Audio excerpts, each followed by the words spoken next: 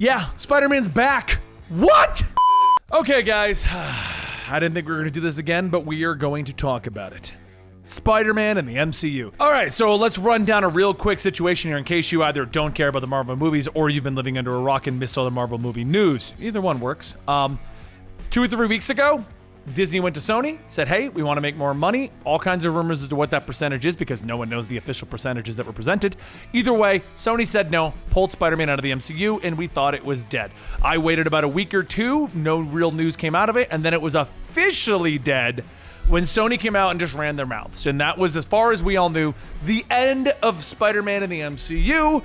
And as far as I was considering it at that point, Marvel didn't need Spider-Man anymore. So yeah, it was going to be dead. At the beginning, I thought this was going to be reverted. In the middle, I was like, yep, no, it's not being fixed. So I'm going to go back to my opinions in the first video. Hey guys, it got fixed. Oh, wasn't that quick? Totally happened overnight, didn't it? Yeah, let's pretend those last 3 weeks didn't happen. Anyway, Friday, it was announced that they're going to be moving forward. From the looks of things, and once again, I cannot find any official reports on this, but this seems to be the at least believed percentages. Marvel is now going to be giving 25% of the financing to the movie, and they'll be making 25% of the profits back on the movie. What does this mean exactly? Well, it's good. It's actually, in my opinion, good for Marvel. So Marvel is going to basically have more at stake with this movie. We don't know officially how much Kevin Feige actually did in Homecoming and Far From Home. I said that in the last video.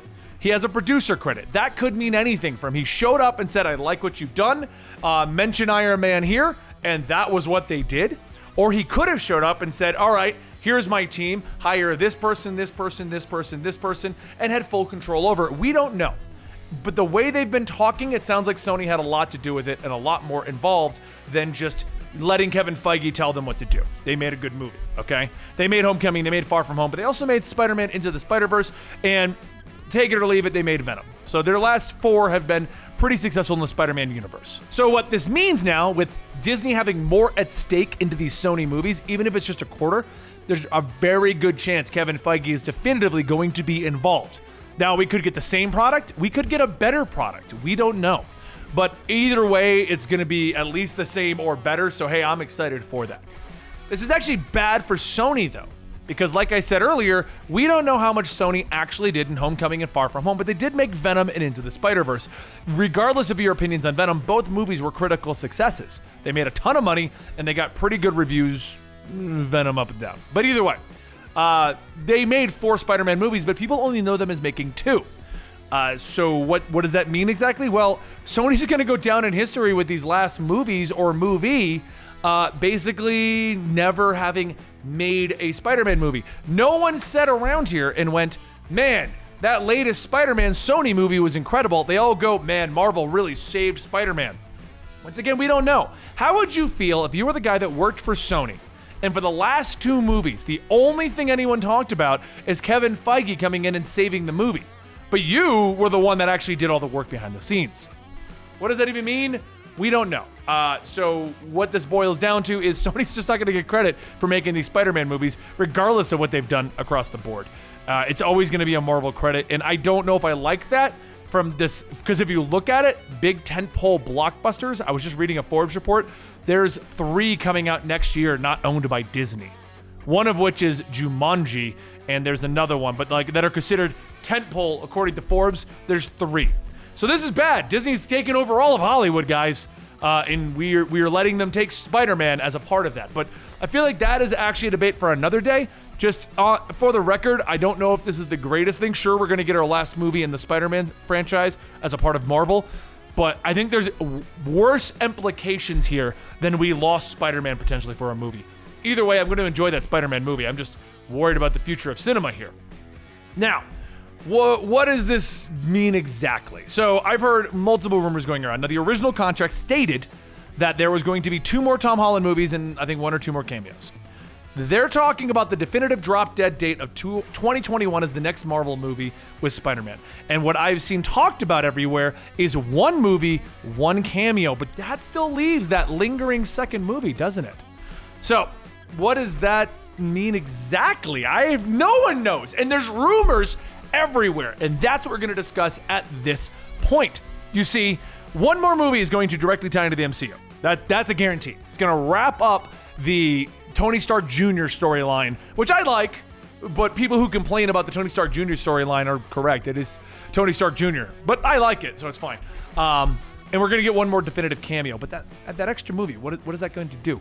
So there's a couple theories here that are going around, and I'm going to let you know these 3 prominent theories that I see pop up on CBR, Screen Rant, What Culture, like they're on all of them, okay?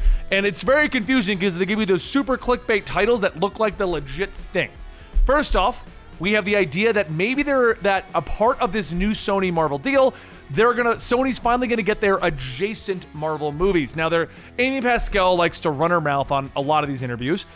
In one of them, she stated that they were going to try to take the Venom movies and stuff like that and make them adjacent to the MCU. Now, we don't really know what she means by that, but I would assume it's in the manner of Netflix, where they're allowed to loosely reference each other, but never actually reference each other. You never saw a Marvel movie go, hey, Daredevil's running around over here, but in the Daredevil show, we did see them talking about the catastrophe that happened recently. That kind of a thing is being adjacent. It's in the Marvel universe, but it's not at the same time. And for those guys who want to complain about it, that's what ended up happening with the Netflix shows. They were supposed to be in the Marvel universe, just like Agents of S.H.I.E.L.D. was in the Marvel universe, concrete, in there all the time. And due to that whole divide of what happened between the Marvel TV studio and the Marvel movie studio, they were pseudo-separated, and that's why Agents of S.H.I.E.L.D. stopped fully reflecting what was going on in the movies. So they were always still there, but now that none of these things are going to exist, I don't ever expect them to get referenced again. So the next concept is the last movie with Tom Holland is going to tie him into the Spider-Verse concept. So Sony did a genius thing. They tapped into the full run of Spider-Man lore and history with Into the Spider-Verse. We had Spider-Man Noir, we had anime Spider-Man, well, Spider-Girl. I love that character, Penny Parker, but I don't really know what we consider her. We had Spider-Gwen pop up, we had Miles, and we had classic Spider-Man all in one movie. You could still run this with Tom Holland. What if the last movie in the MCU involves him jumping through the portal, just appearing in one of these other universes or a part of the Sonyverse? And this is where he is now. Or what if Tom Holland handshakes the new Spider-Man that is going to be carrying on the legacy in the Spider-Verse creation? So there's another idea, and a lot of people are talking about the possibility that the last Spider-Man Tom Holland movie has to have the multiverse in it. Well, yeah, it doesn't have to, but yeah, it'd be a great idea. It'd be a great way to incorporate what we've created and not just leave it hanging. The third concept is going to make you guys cry entirely. And I had to double check it on my laptop because I couldn't remember. It's actually not on there. So I was actually going through Screen Rant on some of their rumors and theories and stuff like that. And they said, what if Spider-Man were to leave the MCU entirely? Now, I didn't read the article for this portion. So if it's literally what they state, then I guess I'm giving them credit because I said I read it off of here.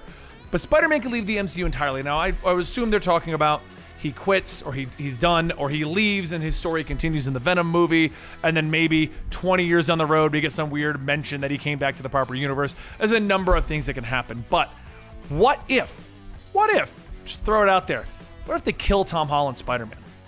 What if on the fourth movie, whatever the finale of the Tom Holland series is going to end up being, he dies, like at the beginning of Into the Spider-Verse. We end up killing that Spider-Man, and he hands it off to Miles, who is like Sony's Spider-Man, which they did a great job with, and they could continue.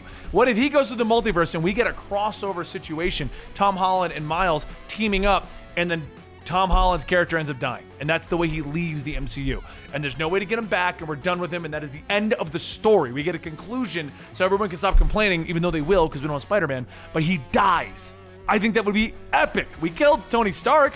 Why not kill off Tom Holland Spider-Man?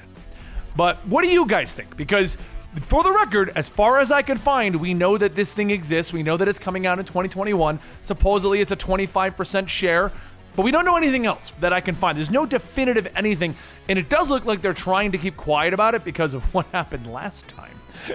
Everyone running their mouths all the time, including this channel. It's kind of my job. I run my mouth all the time. Anyway, I want to know what you guys think in the comments down below. What rumor theory do you like the most? Are you excited about this? Are you sad about this?